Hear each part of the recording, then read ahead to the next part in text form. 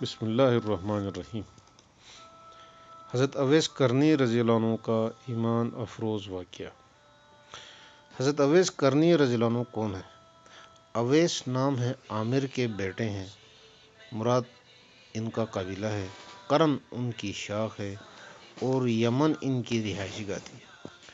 حضرت اویس کرنی رضی اللہ عنہ نے ماں کے حد درجہ خدمت کی، وہ آسمانوں تک پہنچی۔ اویس کرنی حضور کی خدمت میں حاضر نہیں ہو سکے۔ حضور صلی اللہ علیہ وآلہ وسلم نے ان سے فرمایا کہ جب لوگ جنت میں جا رہے ہوں گے تو اویس کرنی کو جنت کے دروازے پر روک لیا جائے گا۔ جبرائیل علیہ السلام آسمان سے پہنچے اور ان کی بات کو حضور نے بیان کیا، کیونکہ حضور دیکھ رہے تھے کہ آئندہ آنے والی نسلیں اپنی ماؤں کے ساتھ کیسا سلوک کریں گی۔ ایک سائل نے سوال کیا، یا رسول اللہ صلی اللہ علیہ وآلہ وسلم، قیامت کب آئے گی؟ تو آپ نے ارشاد فرمایا کہ مجھے نہیں معلوم کہ قیامت کب آئے گی۔ تو سائل نے کہا کہ کوئی نشانی تو بتا دیجئے۔ آپ نے فرمایا کہ جب اولاد اپنی ماں کو ذلیل کرے گی تو قیامت آئے گی۔ حضور صلی اللہ علیہ وسلم نے حضرت عمر رضی اللہ عنہ اور حضرت علی رضی اللہ عنہ سے کہا کہ تمہارے دور میں ایک شخص ہوگا جس کا نام ہوگا اویس بن عامر، درمیانی قد کا، رنگ کالا، جسم پر ایک سفید داغ۔ حضور صلی اللہ علیہ وسلم نے ان کا حلیہ ایسے بیان فرمایا جیسے سامنے دیکھ رہے ہوں۔ وہ آئے گا، جب وہ آئے تو تم دونوں نے اس سے دعا کرانی ہے۔ حضرت عمر رضی اللہ عنہ اور حضرت علی رضی اللہ عنہ کو اویس کرنی رضی اللہ عنہ کی دعا کی ضرورت نہیں تھی۔ یہ امت کو پیغام پہنچانے کے لیے تھا کہ ماں کا کیا مقام ہے۔ حضرت عمر رضی اللہ عنہ حیران ہو گئے اور سوچنے لگے کہ حضور صلی اللہ علیہ وسلم کیا کہہ رہے ہیں کہ ہم اویس سے دعا کروائیں۔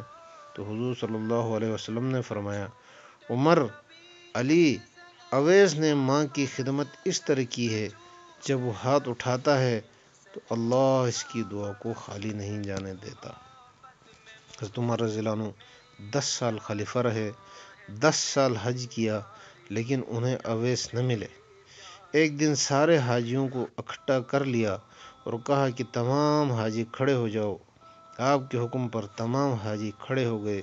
پھر کہا سب بیٹھ جاؤ، صرف یمن والے کھڑے رہو، تو سب بیٹھ گئے، یمن والے کھڑے رہے۔ پھر فرمایا یمن والے سارے بیٹھ جاؤ، صرف مراد قبیلہ کھڑا رہے۔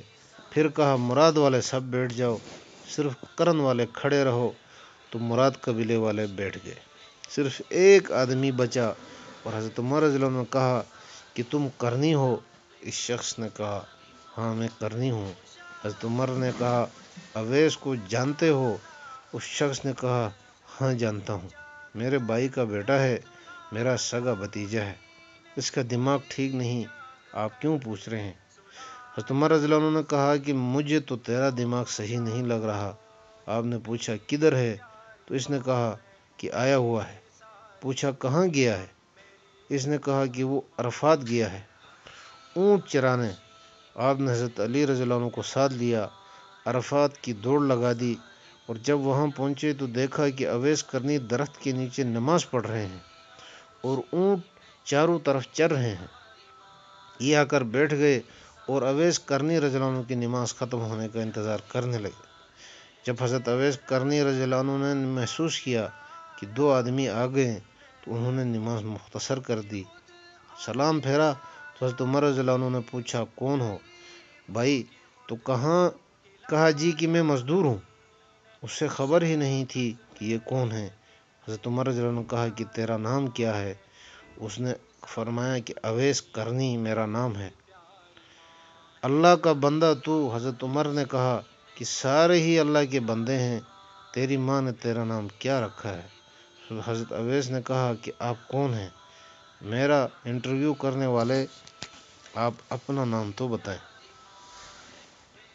حضرت علی رضی اللہ عنہ نے فرمایا کہ اویس، یہ امیر المومنین عمر بن خطاب ہیں اور میں علی ابن ابی طالب ہوں۔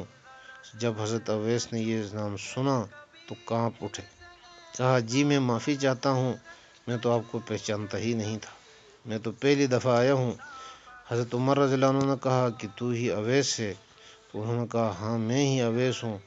حضرت عمر رضی اللہ عنہ نے کہا کہ ہاتھ اٹھا کر ہمارے لیے دعا کرنا۔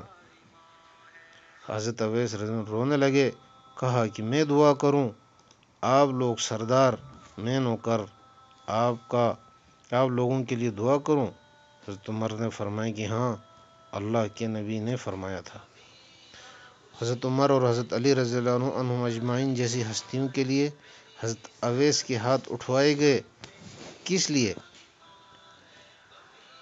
اس کے پیچھے جہاد نہیں، تبلیغ نہیں، تصوف نہیں، اس کے پیچھے ماں کی خدمت ہے۔ جب لوگ جنت میں جا رہے ہوں گے، حضرت اویس کرنی بھی چلیں گے، اس وقت اللہ فرمائیں گے کہ باقیوں کو جانے دو اور اویس کو روک لو۔ اس وقت حضرت اویس کرنی پریشان ہو جائیں گے اور کہیں گے اے اللہ، آپ نے مجھے دروازے پر کیوں روک لیا؟ مجھ سے اس وقت اللہ تعالیٰ فرمائیں گے کہ پیچھے دیکھو۔ جب پیچھے دیکھیں گے تو پیچھے کروڑوں اربوں کی تعداد میں جہنمی کھڑے ہوں گے۔ تو اس وقت اللہ فرمائے گا کہ اویس تیری ایک نیکی نے مجھے بہت خوش کیا ہے، ماں کی خدمت۔ تو انگلی کا اشارہ کر، جدھر جدھر تیری انگلی پھرتی جائے گی میں تیرے طفیل ان سب کو جنت میں داخل کر دوں گا۔ عربی سے ترجمہ۔